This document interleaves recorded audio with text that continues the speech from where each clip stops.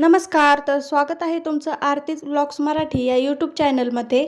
तर आज आपण पाहणार आहोत म्हशीच्या चिकापासून वड्या कशा बनवायच्या. आणि तुम्ही शॉर्ट व्हिडिओमध्ये पाहिलंच असेल की आमची म्हैस येलेली आहे, त्यामुळे हा मी पहिल्या आणि दुसऱ्या धाराचा चिक गाळून ठेवला होता. पण तो दोन वेगवेगळ्या पातेल्यांमध्ये ठेवला होता आणि सगळा एकदा चिक शिजवायचा होता, त्यामुळे मी आधी मोठ्या पातेल्यामध्ये तो काढून घेतला आणि त्याच्यापेक्षाही एक मोठं पातेलं चुलीवरती ठेवलेलं. आता इतका चिक शिजवायचा तर तो गॅसवर काय जमणार नाही, म्हणून मी चुलीवर शिजवायला घेतला होता. त्याच्यापेक्षा एक मोठं पातेलं घेतलं होतं, त्यामध्ये पाणी आणि खाली स्टँड ठेवून त्यावर हे चिकाचं पातेलं ठेवलं होतं. आणि तो चिक शिजेपर्यंत तर अंधार झाला होता, तो छान शिजला होता. इथे तुम्ही पाहू शकताय किती छान असे त्याच्या वड्या पडत होत्या. आणि तो चिक शिजायला घालताना आहे असाच घालायचा असतो, त्यामध्ये दूध वगैरे काहीही मिक्स करायचं नसतं. आणि इकडे मी सगळा आधी खिसून घेतला. सगळा काय बनवणार नाहीये, थोडासाच बनवणार आहे, पण सगळा चिक खिसून ठेवणार आहे आणि मग तो नंतर राहिलेला बनवता येईल. त्याच्यातला थोडासा चिक मी इथे बनवायला घेतलेला आहे. चला तर आपण रेसिपी पाहूयात. इथे मी एक मोठ्या आकाराची कढई घेतलेली आहे, कारण मोठी असेल तर ते हलवायला बरं पडतं, इकडे तिकडे सांडत नाही म्हणून. आणि हा चिक एका माझ्याकडे डबा आहे, त्या डब्याने मी 1.5 डबा असं मोजून घेतलेला आहे. तुम्ही पण तुमच्याकडे कोणतंही भांडं असेल तर तो आधी मोजून घ्या आणि त्याला नंतर कढईमध्ये टाकून आधी लालसर होईपर्यंत परतायचा. जास्त पण लालसर नाही, फक्त पांढरटपणा गेला पाहिजे असं. आणि या अशा चिकाच्या वड्या खायला कोणाकोणाला आवडतात मला नक्की सांगा कमेंट करून. आणि फक्त म्हशीच्याच नाही तर गाईच्या चिकाच्या पण वड्या बनतात. फक्त पहिल्या किंवा दुसऱ्याच धारेच्या चिकाच्या वड्या बनतात, नंतरच्या चिकांच्या अशा वड्या बनत नाहीत.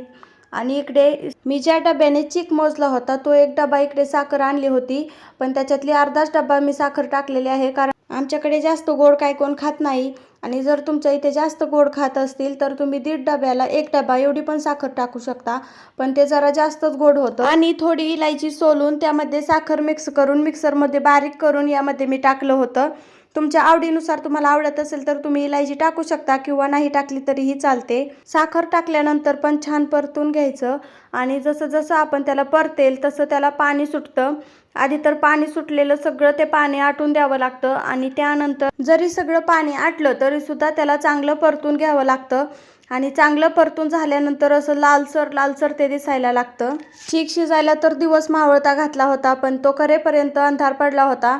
आणि आज दिवसा लाईट गेल्यामुळे 8 वाजेपर्यंत लाईट होती आणि 8 वाजता लाईट जाणार होती, त्यामुळे इकडे मी पटकन चिक बनवायला घेतला होता. आणि चिकाची अगदी शेवटची स्टेप राहिली होती, पण लाईट त्या वेळेला मात्र गेली होती, ते तर तुम्हाला पाहायला मिळेलच पुढे. आणि आपला परतलेला चिक चांगला लालसर व्हायला लागला की सगळ्यात आधी एका प्लेटला तेल किंवा तूप तुम्ही काहीही लावू शकता, हे चांगलं लावून घ्यायचं, जेणेकरून ते खाली चिकटलं जाणार नाही मिश्रण टाकल्यावरती. मग मी इथे त्या प्लेटला सगळं लावून घेतलं होतं, मी तर तेलच लावलं होतं आणि हे त्यामध्ये घालून घेतलं. आणि ते टाकल्या टाकल्या हाताने गरम गरम नाही हात लावायचा, आधी उलथाण्याने त्याला व्यवस्थित असं सगळ्या ताटामध्ये पसरवून घ्यायचं.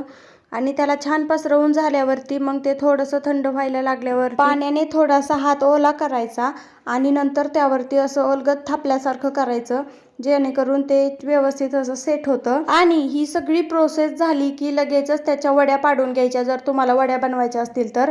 आणि जर लाडू बनवायचे असतील तर लगेच काय गरम गरम बांधायची गरज नाही, थोडं थंड झाल्यावरती बांधलं तरी चालतं. इथे मी वड्या बनवत होते, त्यामुळे लगेचच इथे वड्या पाडून घेतल्या होत्या.